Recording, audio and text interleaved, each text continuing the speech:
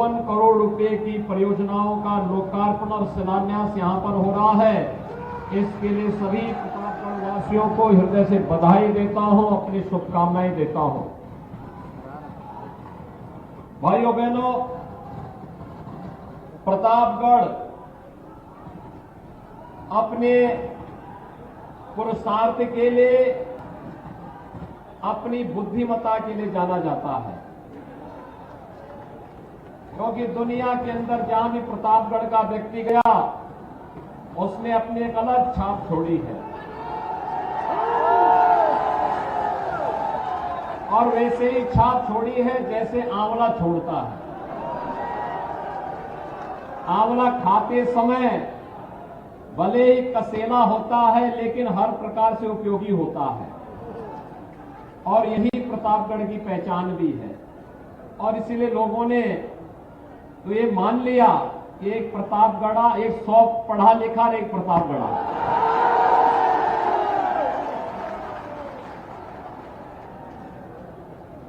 यानी लोगों के देश के अंदर कहीं भी जाएंगे लोग मान लेते हैं कि अपने परिश्रम से, अपने पुरुषार्थ से, अपनी बुद्धिमत्ता से जो व्यक्ति नया दे दे तो कहीं न कहीं वो प्रतापगढ़ से जुड़ा हुआ है।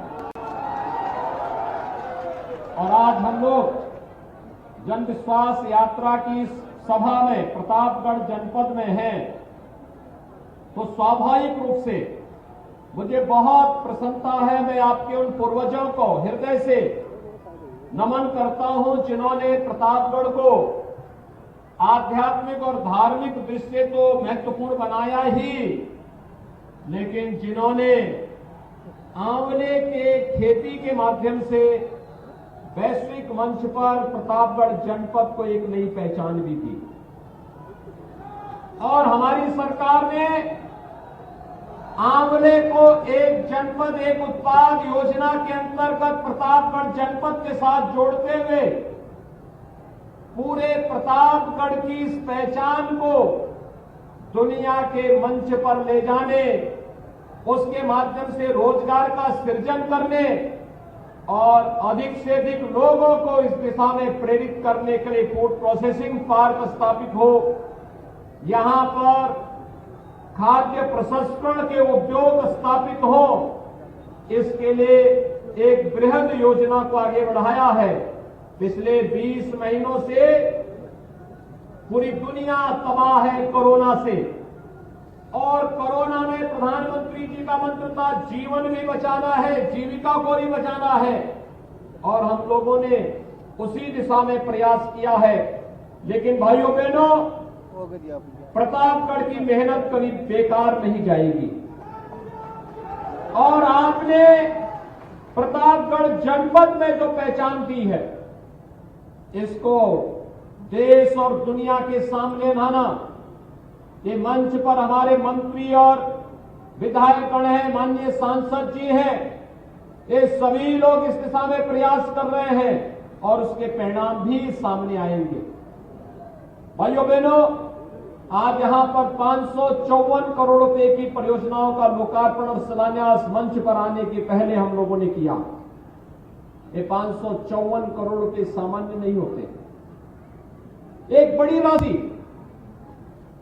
विगत वर्ष हम लोग आए थे प्रतापगढ़ के मेडिकल कॉलेज का, उससे पहले हम लोगों ने शिलान्यास किया था। प्रतापगढ़ में कोई सोचता था कि मेडिकल कॉलेज होगा, लेकिन आज प्रतापगढ़ का अपना मेडिकल कॉलेज है। और भाइयों बहनों, मेडिकल कॉलेज में इस सत्र में पढ़ाई भी प्रारंभ होने जा रही है, यानी पाठ्यक्रम भी अब प्रारंभ हो गए। अब वो दिन दूर जब लोग कहते थे मेडिकल कॉलेज आएगा, कांग्रेस के समय चलता था ना कि आज घोषणा कर दी, 10 साल के बाद शिलान्यास होता था और बनने में 20 साल लगते थे, और तब भी बनता था तो अधूरा रह जाता था। भाइयों बहनों, अब अधूरे के लिए कोई जगह नहीं। हमने तो चांद की पूजा की है, वह भी पूर्णिमा की ही चांद की पूजा की है। अधूरे के लिए कोई जगह नहीं, पूरा ही देंगे। मेडिकल कॉलेज का शिलान्यास 1 वर्ष हुआ, दूसरे वर्ष बन करके तैयार और तीसरे वर्ष पढ़ाई वहां पे प्रारंभ।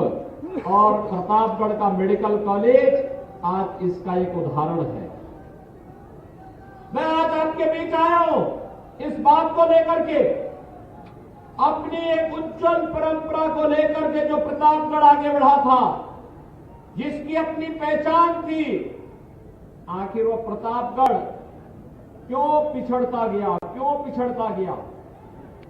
2017 तक प्रतापगढ़ के सामने स्वयं पहचान का संकट आ खड़ा हुआ था। और भाइयों बहनों, ये केवल प्रतापगढ़ के सामने नहीं था, पूरे उत्तर प्रदेश के सामने था। उत्तर प्रदेश का नौजवान कहीं जाता था तो लोग उससे पूछते थे कहां से है, तो कहता था अगर उत्तर प्रदेश से हो, तो लोग उसको हे जिससे देखते थे। अगर कुछ जनपद तो ऐसे थे कि अगर किसी ने बता दिया कि मैं इस जनपद से हूं, तो उसको होटल में भी कमरा नहीं मिलता था।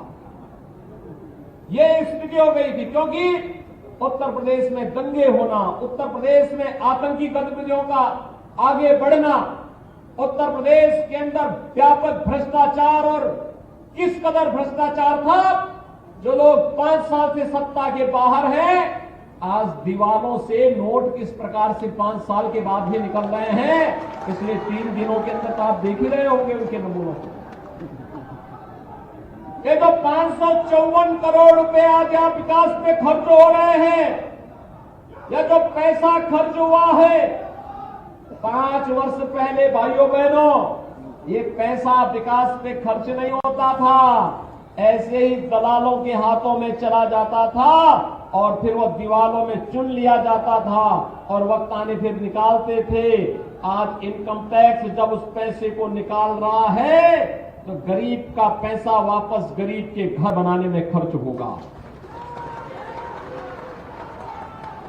भाइयों बहनों, आपने देखा होगा 2017 के पहले गरीबों को आवास नहीं मिलते थे, गरीबों को शौचालय नहीं मिलते थे, गरीबों को बिजली के कनेक्शन नहीं मिलते थे, गरीब को स्वास्थ्य के सुविधा का कार्ड नहीं मिलता था, गरीब को फ्री में राशन नहीं मिलता था। 2017 के बाद किसानों का कर्ज माफ होता है। 2017 के बाद हर गरीब के लिए मकान बनाने की कार्रवाई होती है। हम लोगों ने पिछले 4.5 वर्ष के दौरान प्रदेश के अंदर 43 लाख गरीबों को एक आवास उपलब्ध करवाने का कार्य किया और मुझे बताते हुए प्रसन्नता है, ये 43 लाख आवास बनाए हैं, ये किसी और ने नहीं, आपके प्रतापगढ़ के ही लाल ने ही बनवाए हैं। पहले डॉक्टर महेंद्र सिंह इस विभाग के मंत्री थे और आज मोती सिंह जी ने इस विभाग के मंत्री के रूप में सब मकान बना करके गरीबों को उपलब्ध भी करवा दिए हैं। पहले पैसा, आज 43 लाख गरीबों के मकान बन रहे हैं, पहले पैसा कहां चला जाता था? ये गरीब का पैसा ही है जो सपा, बसपा और कांग्रेस के नेता लूट करके अपने घरों को बनाते थे। आज वही पैसा दीवालों से कैसे निकल रहा आप देख रहे होंगे, कमरे के कमरे नोटों से भरे पड़े हैं। अब आपकी भी समझ में आ रहा होगा कि बबुआ नोटबंदी का विरोध क्यों करता था। अब तो समझ में आया होगा ना, नोटबंदी का विरोध क्यों करते थे लोग? इसीलिए करते थे क्योंकि ये अवैध कमाई जाएगी कहां? ये आज नहीं तो कल ये पैसा निकलना ही निकलना है और गरीब का आशीर्वाद भी लगता है और गरीब की हाय भी बहुत तेजी से लगती है। भाइयों बहनों, पहले गरीब को शौचालय नहीं मिलते थे। 2017 के पहले किसी गरीब के पास शौचालय की आवश्यकता होती थी घर में बनवाने की, उस गरीब को नहीं मिल पाता था। 2017 के बाद जब भारतीय जनता पार्टी की सरकार प्रदेश में आई, तो भारतीय जनता पार्टी और अपना दल की सरकार ने 2,61,00,000 परिवारों के लिए एक एक शौचालय का निर्माण किया। आज गांव-गांव में सामुदायिक शौचालय भी बनाए गए हैं। गांव-गांव में पंचायत भवन बना करके पंचायत सचिवालय का काम भी किया गया है। और अब तो मोती सिंह जी ने यह भी कर दिया है कि हर गांव में बैंकिंग कॉरेस्पॉन्डेंट सखी होगी। गांव में, हर गांव में बैंक की सुविधा, गांव की ही बेटी, गांव की ही बहू बैंक की सुविधा गांव में उपलब्ध कराएगी। गांव के किसी व्यक्ति को पैसा जमा करने के लिए ना बैंक जाना पड़ेगा, ना बैंक में उसको जमा करना पड़ेगा और न ही उसको निकालने के लिए जाना पड़ेगा। गांव की ही बेटी, गांव की ही बहू लक्ष्मी बन करके उस पैसे को निकालेगी और उस बुजुर्ग के घर तक पहुंचा देगी। ये काम पहले भी हो सकता था, 17 के पहले भी हो सकता था, लेकिन भाइयों बहनों, पहले की सरकारों के मन में गरीबों के लिए, बुजुर्गों के लिए, निराश्रित परिवारों के लिए, विधवा महिलाओं के लिए कोई जगह नहीं थी। ये वोट बैंक की राजनीति करते थे और वोट बैंक की राजनीति भी किस कदर करते थे कि अगर उन्हें लगता था कि हिंदुओं पर गोली चलाने से उनका वोट बैंक बढ़ेगा तो उन्होंने अयोध्या में राम भक्तों पर गोली चलाने में भी कोई संकोच नहीं किया। लेकिन हमने कहा कि नहीं, हमारे लिए वोट बैंक नहीं, देश की आस्था महत्वपूर्ण है। अयोध्या में भगवान राम का भव्य मंदिर बनेगा। आज अयोध्या में भगवान राम का भव्य मंदिर के निर्माण कार्य को प्रधानमंत्री मोदी जी ने आगे बढ़ा दिया। यही फर्क है। पहले की सरकारें राम भक्तों की आस्था के साथ खिलवाड़ करती थी, राम भक्तों पर गोलियां चलाती थी। भारतीय जनता पार्टी की डबल इंजन की सरकार आई, अयोध्या में भव्य राम मंदिर के निर्माण का कार्य आगे बढ़ गया। पहले की सरकारें कांवड़ यात्रा पे रोक लगाती थी, अब कांवड़ यात्रा पे पुष्प वर्षा होने के साथ ही काशी में भगवान विश्वनाथ का पवित्र धाम, काशी विश्वनाथ धाम भव्य रूप से बनकर के खड़ा हो गया है। पहले की सरकारें आज भी इस नमूने सरकार के रूप में किस रूप में है? एक पार्टी है भाई बहन की, आप समझ गए होंगे। एक है चाचा भतीजे की और एक है बुआ भतीजे की। ये 3 अन्य पार्टियां हैं, यानी वंशवादी राजनीति से अलग नहीं हट पा रहे हैं, परिवारवादी राजनीति से अलग नहीं हट पा रहे हैं। और फिर जब मंच पर चाचा भतीजे के बीच मारपीट होती है तो प्रदेश की जनता का क्या हाल होता रहा होगा। भाइयों बहनों, मैं आज आपसे यही कहने के लिए आया हूं, पहले राम भक्तों पर गोली चलाई जाती थी, कांवड़ यात्रा को रोकी जाती थी और श्री कृष्ण जन्माष्टमी के अवसर पर आयोजित होने वाले आयोजनों को रोका जाता था। भारतीय जनता पार्टी की सरकार आई, जन्माष्टमी के आयोजन भव्यता के साथ ही नहीं हो रहे हैं। आज तो वृंदावन में, मथुरा में रंगोत्सव के कार्यक्रम होते हैं, बड़ी धूमधाम के साथ वहां कार्यक्रम आयोजित होते हैं। आज कोई पाबंदी वहां पर नहीं, कोई रोक टोक नहीं, हर जगह आनंद के साथ अपने उत्सव को आप मना सकते हैं। फर्क साफ है, पहले गरीबों को मकान नहीं मिलते थे, आज गरीबों को मकान मिल रहे हैं। पहले पर्व और त्योहार आते थे, दंगे शुरू हो जाते थे, कभी लखनऊ में दंगा, कभी कानपुर में दंगा, कभी बरेली में दंगा, कभी मथुरा के कोसी कला में दंगा, कभी मुजफ्फरनगर का दंगा, कभी मेरठ का दंगा। और कोई पर्व और त्योहार होता था, हर जगह कुछ न कुछ दंगा फसाद होता था। 2017 के बाद कहीं दंगा आपने नाम सुना? 2017 के बाद कोई दंगा नहीं, क्योंकि दंगाइयों को मालूम है एक बार दंगा करेंगे तो 7 पीढ़ियां उसकी भरपाई करते करते थक जाएंगी, लेकिन उसकी भरपाई नहीं कर पाएंगी। पहले भाइयों बहनों, पहले किस कदर आपकी भावनाओं के साथ खिलवाड़ किया जाता था, ये किसी से छुपा हुआ नहीं। और आज पहले पेयजल के लिए लोग तरसते थे, एक हैंडपंप दे दीजिए, एक हैंडपंप दे दीजिए। आज तो हम लोगों ने 120 गांव में पेयजल स्कीम को आज हम लागू कर रहे हैं आपके प्रतापगढ़ जनपद की।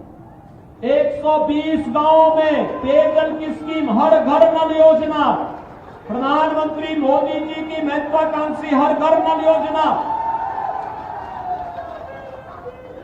किसी बहन को, किसी बहू को, किसी बेटी को जल लेने के लिए अपने घर के बाहर नहीं जाना पड़ेगा, बल्कि घर में ही नल का पानी अपने उपलब्ध हो जाए। यह कार्रवाई आज युद्ध स्तर पर प्रदेश के अंदर चल रही है और इस पर हम वर्तमान में प्रदेश के 50,000 गांवों में इस कार्यक्रम को आगे बढ़ाने के लिए आगे बढ़ चुके हैं। भाइयों बहनों, जब सोच ईमानदार होती है तो काम भी दमदार होता है, और ये दमदार कार्य आज प्रदेश के अंदर आपको दिखाई दे रहा होगा। ये दमदार कार्य आपको दिखाई दे रहा होगा, और उस दमदार कार्य को लेकर के ही हमारे पदाधिकारी, हमारे मंत्री, माननीय सांसद, विधायकगण जन विश्वास यात्रा को लेकर के आपके पास आए हैं। और मैं बहुत आभारी हूं आपका। मैं धन्यवाद दूंगा कि आपने जन विश्वास यात्रा का बहुत अच्छे ढंग से यहां पर स्वागत किया, सम्मान दिया, और ये उमड़ता हुआ जन सैलाब इस बात को प्रदर्शित करता है कि केवल रामपुर खास ही नहीं, प्रतापगढ़ की सभी सीटें भारतीय जनता पार्टी और सहयोगी दलों के खाते में ही जाएंगी। सर्वत्र कमल ही खिलेगा, क्योंकि कमल ही कल्याण का कारक बनेगा। कमल ही कल्याण का कारक बनने वाला है, क्योंकि अन्य लोगों को आपने देखा है, क्या कांग्रेस, क्या सपा, क्या बसपा लंबे समय तक शासन करने के बावजूद भी इन्हें विकास की सोच नहीं थी। पूछा जाना चाहिए कांग्रेस पार्टी से, प्रदेश के अंदर 5.5 दशक तक शासन किया, देश के अंदर 5.5 दशक तक शासन किया, लेकिन प्रतापगढ़ में मेडिकल कॉलेज क्यों नहीं बन पाया? क्यों नहीं बन पाया? मैं पूछना चाहता हूं, समाजवादी पार्टी को 4 बार प्रदेश के अंदर सरकार बनाने का अवसर मिला, और केंद्र की सरकार में प्रत्यक्ष रूप से भी और बिना मांगे समर्थन देने का कार्य भी समाजवादी पार्टी ने किया था।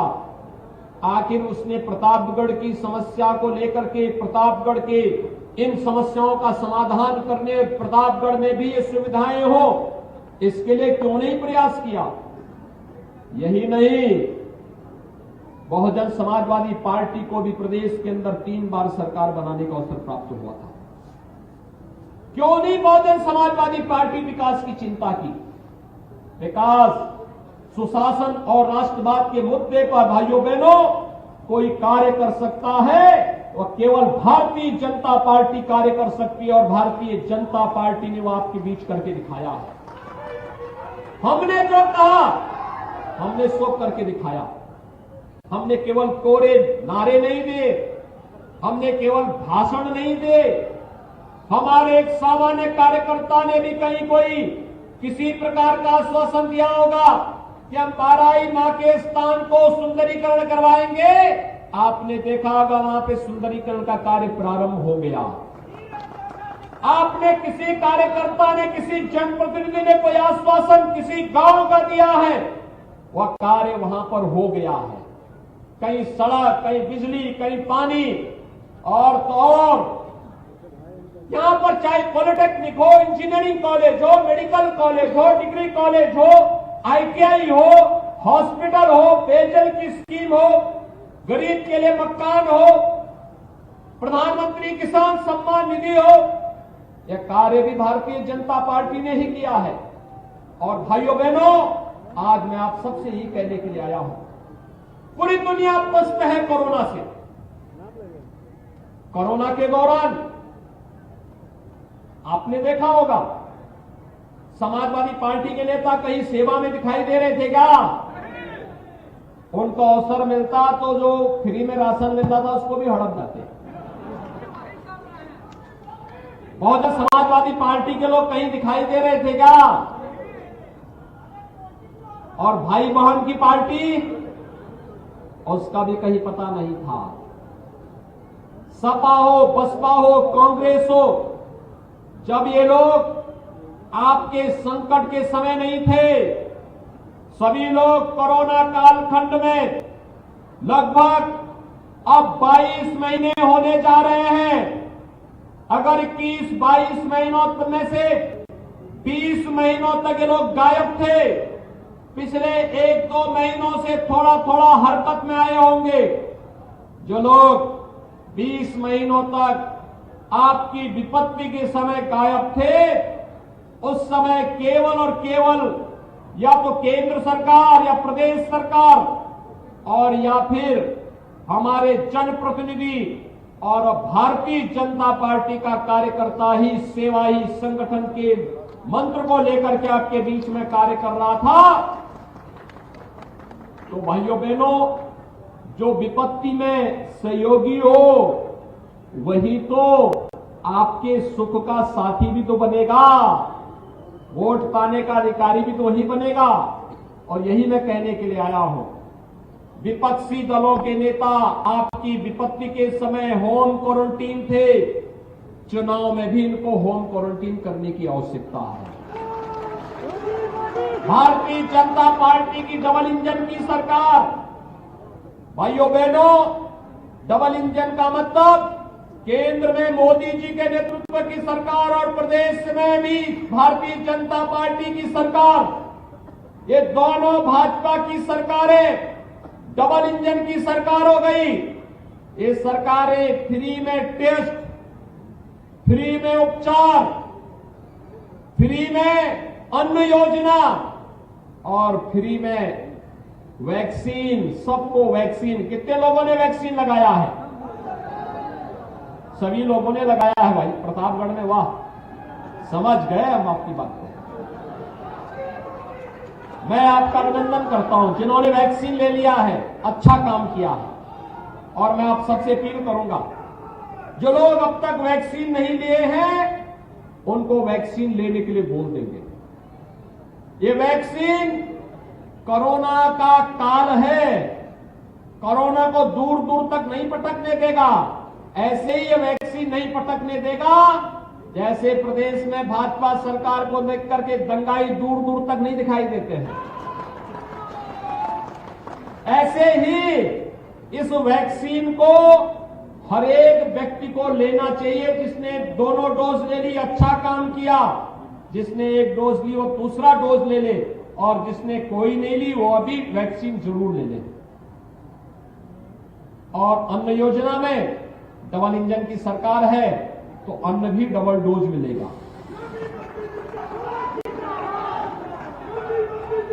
आप